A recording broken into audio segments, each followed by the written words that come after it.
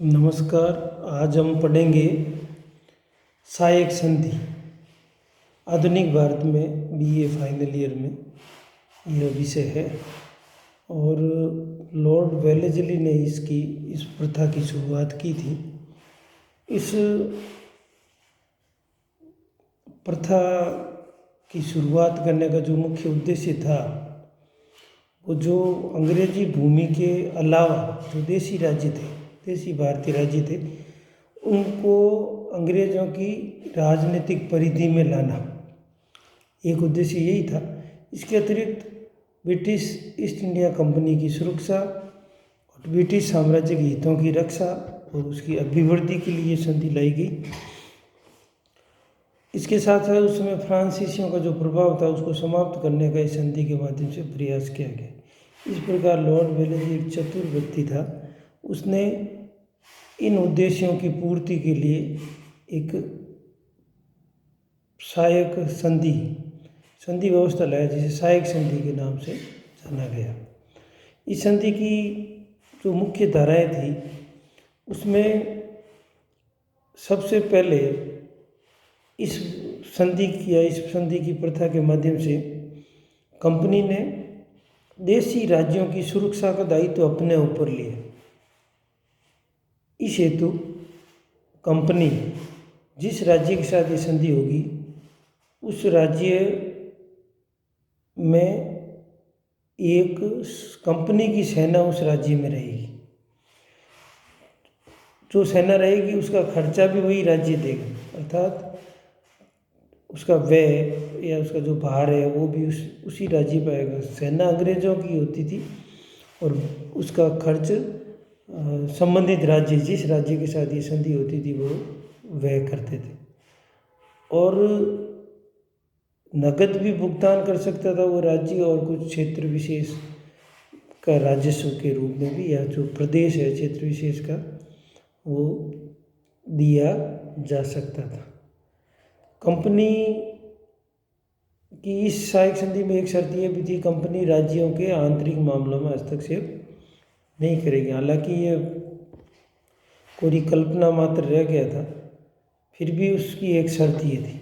राज्यों ने इस संधि के माध्यम से राज्यों ने अपनी जो विदेश नीति थे, परराष्ट्र नीति, उसको कंपनी के अधीन कर दिया तथा कंपनी की अनुमति के बिना ये राज्य किसी भी यूरोपीय व्यक्ति को राज्य की सेवाओं में नहीं रख सकते थे तथा इन राज्यों को अपनी राजधानी में अंग्रेजी रेजिडेंट रखना होता था, अर्थात ईस्ट इंडिया कंपनी का जो प्रतिनिधि था वो रेजिडेंट था।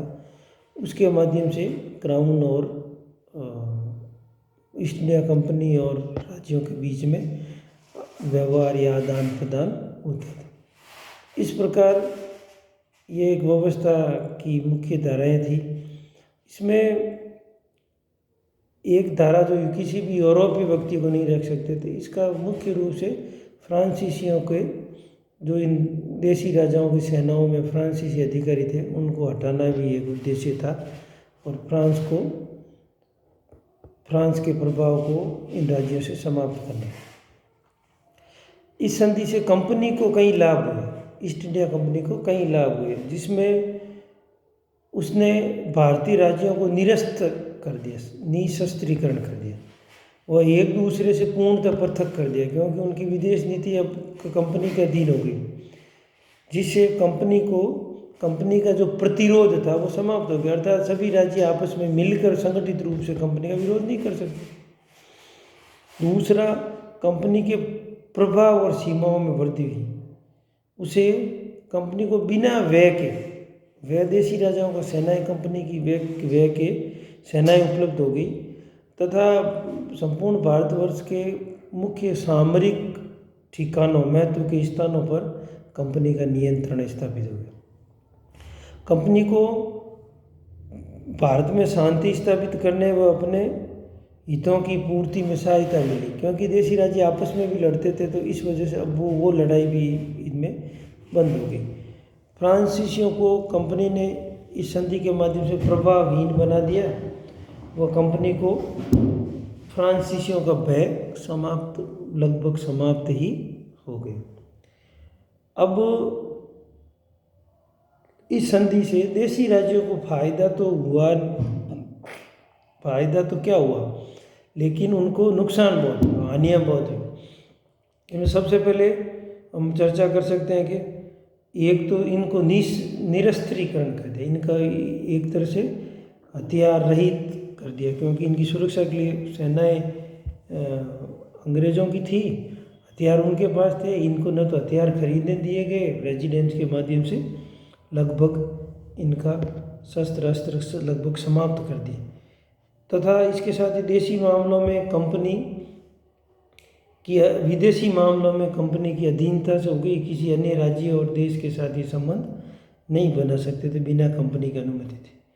अंग्रेजी रेजिडेंट नियुक्त किए जो प्राय इनके आंतरिक मामलों में हस्तक्षेप करते थे, जिससे देशी राज्यों ने लगभग अपनी एक तरह से स्वतंत्रता खो दी थी। निर्बल तथा उत्पीड़क राजाओं की रक्षा हुई, जो निर्बल थे और जनता का उत्पीड़न करते थे, क्योंकि उनको कहने वाला कोई नहीं था, उसे जनता के प्रति जो उनका उत्तरदायित्व तो लगभग समाप्त हो गया, जिससे वहाँ की जनता को अपनी स्थिति सुधारने और विरोध करने के अवसर से वंचित कर दिया। सहायक संधि के अंतर्गत जो सेना रखी जाती थी उसका व्यय अत्यधिक व्यय दर्शाया गया था। उस व्यय ने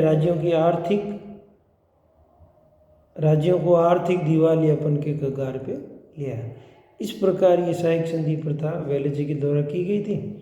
इस संधि के अंतर्गत हैदराबाद, मैसूर, अवध, बरार, जोधपुर, जयपुर, बूंदी, भरतपुर आदि अनेक राज्यों के साथ यह संधि की गई। इस प्रकार सहायक संधि के माध्यम से अंग्रेजों ने भारत में अपने साम्राज्य को विस्तार करने और साम्राज्य को सुरक्षित करने में इस संधि ने महत्वपूर्ण भूमिका निभाई।